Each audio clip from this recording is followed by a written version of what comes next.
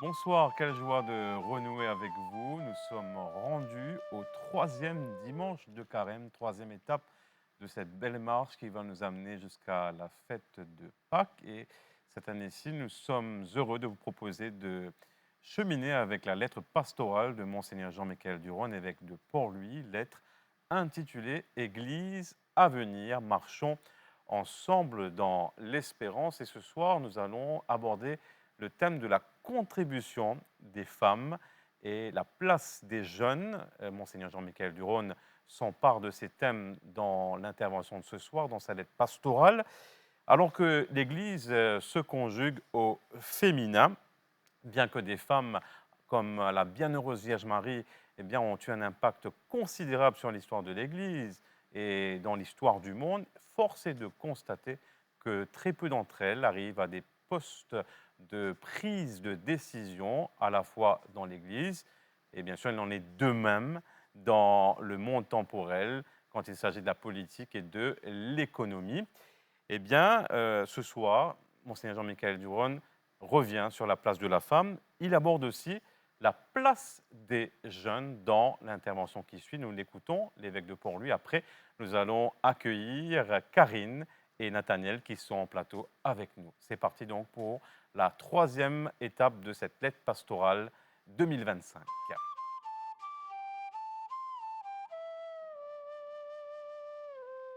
Chers frères et sœurs de Maurice, d'Agalega et de Chagos, mon envie de dire bonsoir. Merci qui nous continue cette réflexion sur la lettre pastorale avec pour thème l'Église à venir.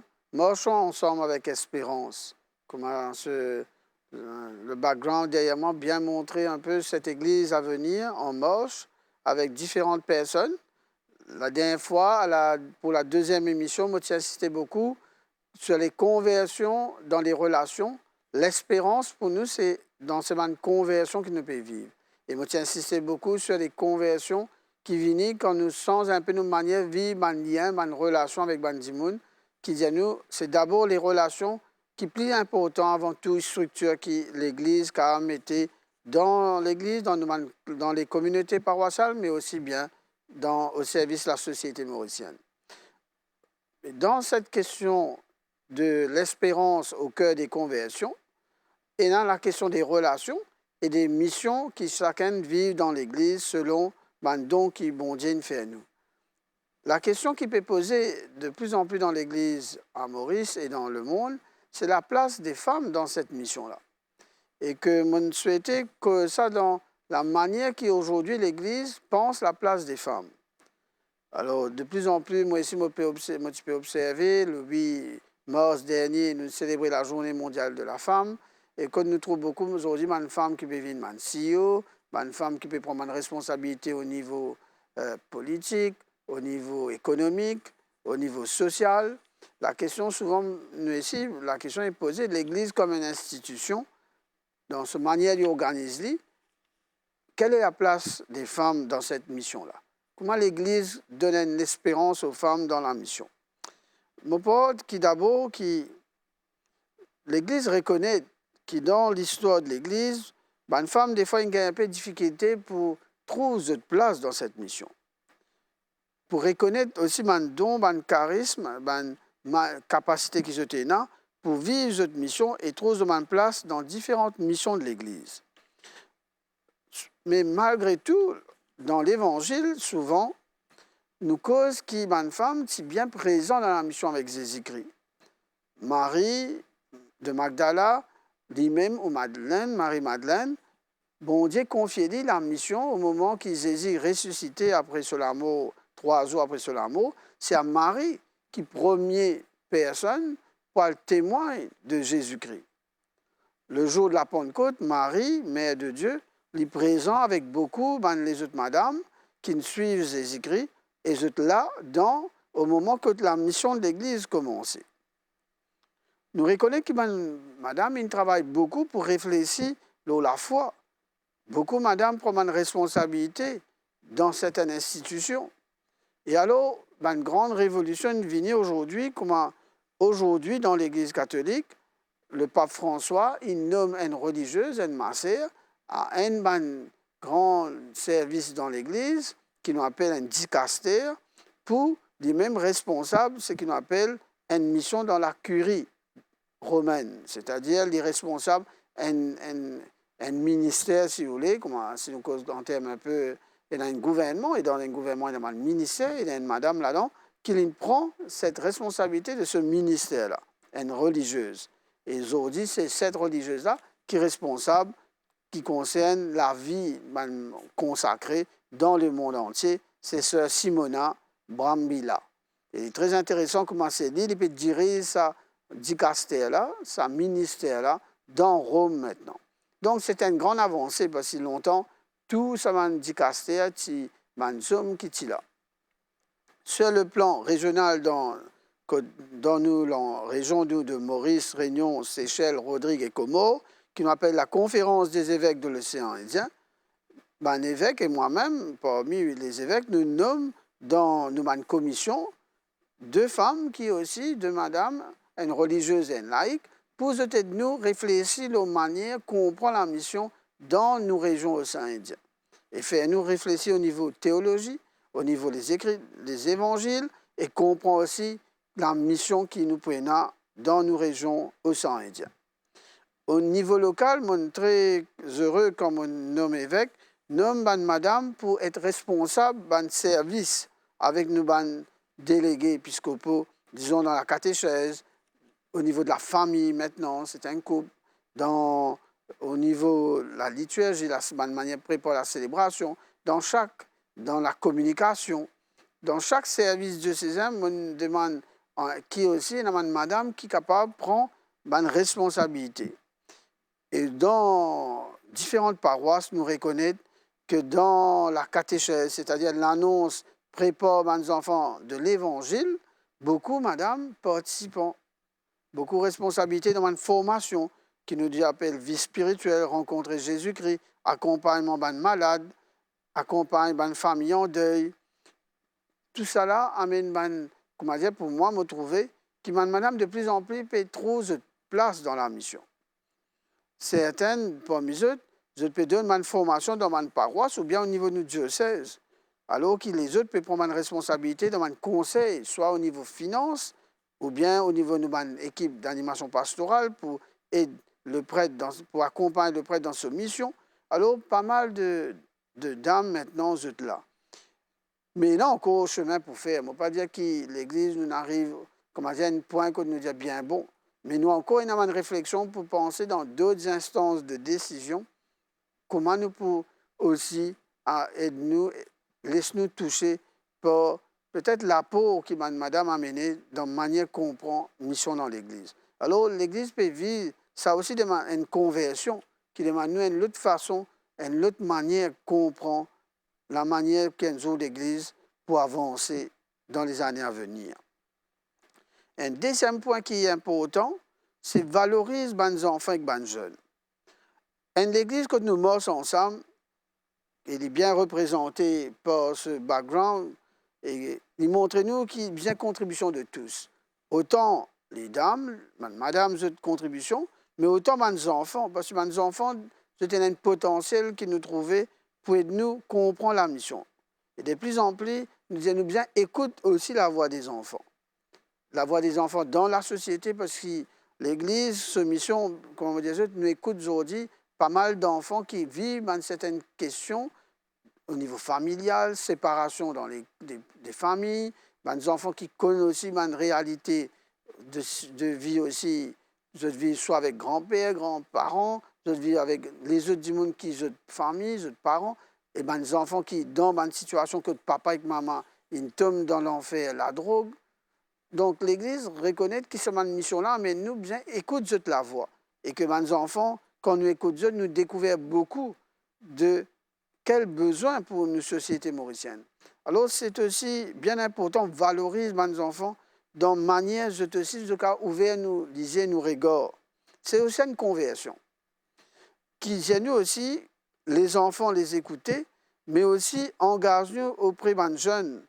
Comment nous, les jeunes, prennent notre place aussi. L'année dernière, moi, je cause beaucoup sur cette lettre pastorale, Zénès Djibout pour tout pays. Mais il n'est pas terminé. comment nous pouvons être banzen, 10 bouts pour notre pays, pour l'Église, pour capable aussi trouver notre place et nous écouter peut-être aussi dans une instance de réflexion, de décision. C'est très important pour l'Église. C'est pourquoi, comme on dit, conversion au cœur des relations, c'est une espérance pour moi. C'est une Église qui peut ouvrir, qui commencer avant moi. Et moi, peux recevoir ça comme un cadeau, moi. Comme je trouve de plus en plus aussi, ben, jeunes qui peut montrer nous, depuis l'année dernière, notre réveil à la fois citoyen, mais notre réveil pour dire, mais qui nous place, nous, comment nous pouvons prendre nos places dans sa mission de l'Église? Comment nous, ainsi jeunes, nous laisse l'Évangile résonne en nous et apporte peut-être une nouveauté, un renouvellement dans l'Église et dans nos sociétés mauriciennes. Alors c'est pourquoi, je dis merci, madame, merci, jeune, merci, les enfants qui montrent moi comme évêque de Port-Louis, qui est dans l'espérance quand nous tous nous commençons ensemble et qui nous écoutent les uns les autres et que cela me fait moi autant de bien dans mon mission comme évêque que de me trouver et cette mission, je porte-les avec moi et nous porte-les ensemble. Alors merci à vous enfants et jeunes, merci à vous les dames qui se placent dans l'Église. Je ne sais pas comment dire une place qui nous donnait par substitution, mais c'est une place qui se tenait en lit parce qu'ils aussi forment partie de cette belle mission que Jésus nous donne à vivre ensemble. À vous tous, encore une fois, merci.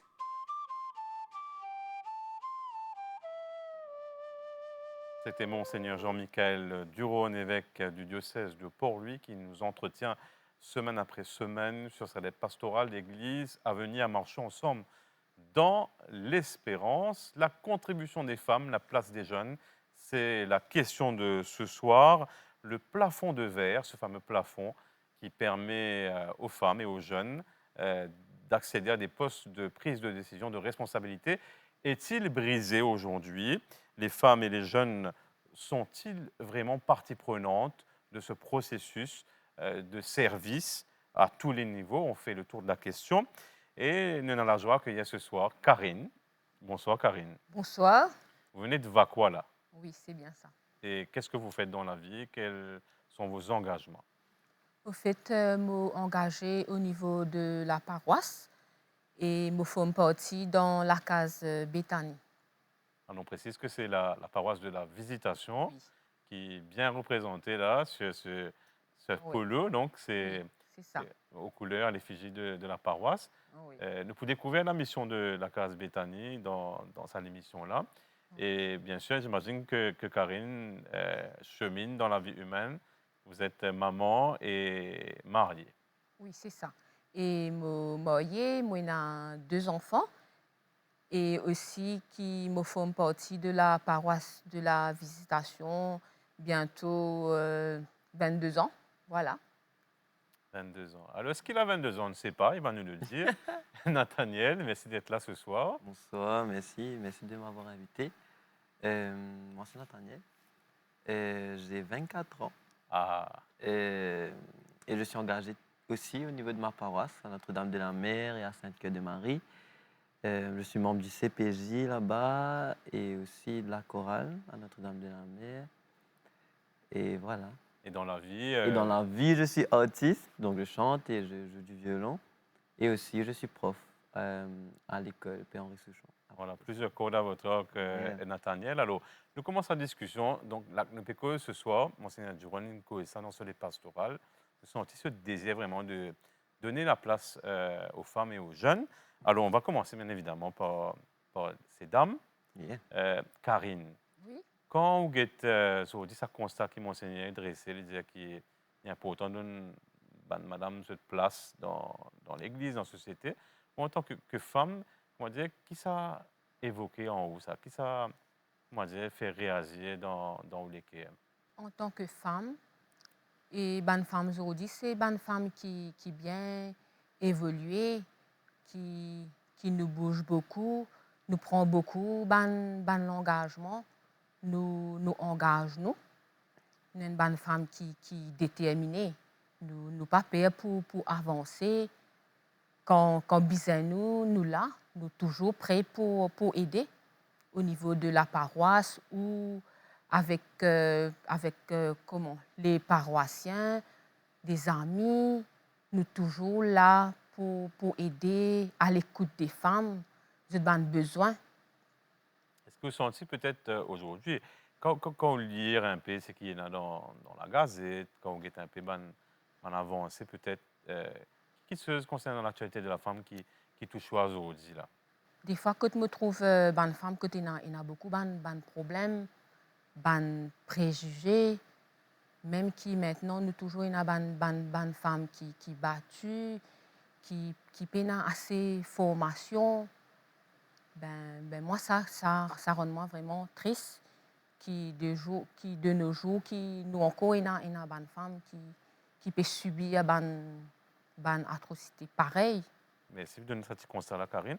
C'est bon d'entendre aussi un jeune homme, sur cette question de la place des femmes, de la contribution des femmes. Quand que Karine causait, quand autant de Monseigneur Duron, comme ce qui touche un peu dans sa intervention là. Moi, ce qui est plus touchant, c'est qu'avant ça, je n'ai pas réalisé qui ben, un petit peu souffert de tout ça. Et, et maintenant, ça m'interpelle et me trouver que Monseigneur Duroni bien fait, mettre un certain accent là. Parce que dans toute l'histoire de la femme, c'est vrai que vous êtes tout le temps être marginalisé quelque part. Et moi, ça donne moi beaucoup d'espoir pour l'avenir en tout cas. Qui ne peut être capable d'adresser ça aujourd'hui sans aucun tabou, sans ennui. Et ouais, vous pensez, avec de toutes nos contributions, ça est capable de changer. Alors, Karine, une cause de, comme si une femme là, qui peut être en difficulté, ce qu'on trouve aujourd'hui dans l'Église, nous commençons par l'Église, parce qu'on est cause pastorale, et puis dans la société aussi, nous cause politique, économie. Est-ce qu'une femme peut arriver, comment dire, frayer ce chemin? Oui, il y a beaucoup de femmes qui sont avancées malgré des problèmes, qui ne pas baissent les bras, qui nous prennent une décision pour aller de l'avant, même si c'est difficile des fois. Nathaniel, autre sujet qui est évoqué aujourd'hui dans la pastorale, c'est la place des jeunes. Yeah. Donc, vous, en tant que jeune, aujourd'hui, qui vous constate un peu, qui vous trouvez un peu dans la manière des choses peut évoluer? Ce qui me constaté, premièrement, c'est que ben jeune évoluer, m'arrive vite. Et me content que ça aussi, ça a été adressé dans la lettre pastorale parce que me pensais nous faisait faire une réévaluation de nos systèmes d'inclusion, si je peux dire, et nos visions vis-à-vis de nos jeunes. Moi, dans le milieu que je m'étais bien souvent, me ban adulte condamne beaucoup de jeunes. Dépose de bonnes actions, fait bonnes conneries ici et là. Et me constater aussi qu'il manque une certaine communication entre les adultes et les jeunes aussi. Tout le temps, nous dire oui, mais je dois respecter les aînés, je dois comprendre maintenant, je dois vivre beaucoup d'affaires, etc. C'est vrai, nous sommes capables de respecter maintenant et comprendre. Mais quelque part, des fois, manquer, ça démoche de bande aînés pour comprendre la situation de bande jeune. Je pense avec un petit peu plus de communication, dans une certaine bienveillance des deux côtés, ça capable de beaucoup d'affaires. Là, on est en plein dans le Generation Gap. Là, Oui, oui, oui, exactement, exactement. Et maintenant, nous avons que c'est notre langage. Et c'est vrai que ça aussi me trouvera beaucoup d'adultes struggle pour comprendre qui parodie, apporter, dialogue, etc. etc. Mais on pensait c'est urgent qui nous capable de faire sa démarche là et descendre dans le niveau ça là et comprendre le temps. Dialogue, écoute. Oui, important, important. Et tout ça, ça doit se faire dans la bienveillance surtout parce que sinon, causer pour juste surenchérir, ça ne va aboutir à rien. Mais quand nous sommes capables, casser une pause, écouter et accueillir, là, il y a une petite affaire qui change dans nos démarches, etc.